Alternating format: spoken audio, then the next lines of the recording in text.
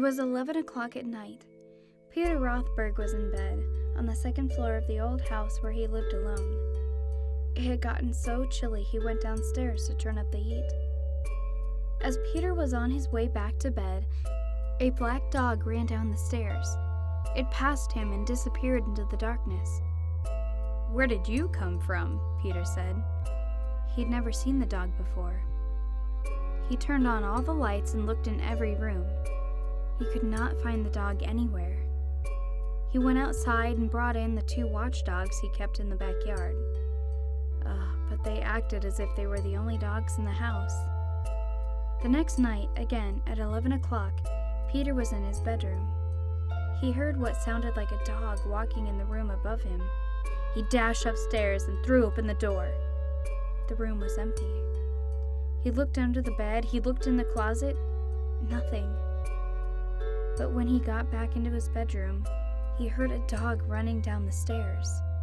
It was the black dog.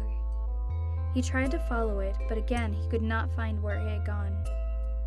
From then on, every night at 11, Peter heard the dog walking in the room above him. The room was always empty, but after he left, the dog would come out of hiding and run down the stairs and disappear. One night, Peter's neighbor waited with him for the dog. At the usual time, they heard it above them. Then they heard it on the stairs. When they went out in the hall, it was standing at the foot of the stairs looking at them. The neighbor whistled and the dog wagged its tail, and then it was gone. Things went on this way until the night Peter decided to bring his watchdogs into the house again. Maybe this time they would find the black dog and drive it away. Just before 11, he took them up to his bedroom and left the door open. Then he heard the black dog moving around above him. His dogs pricked up their ears and ran to the door. Suddenly they bared their teeth and snarled and backed away. Peter could not see the black dog or hear it, but he was sure that it entered his room. His dogs barked and snapped. They darted forward nervously and then backed away again.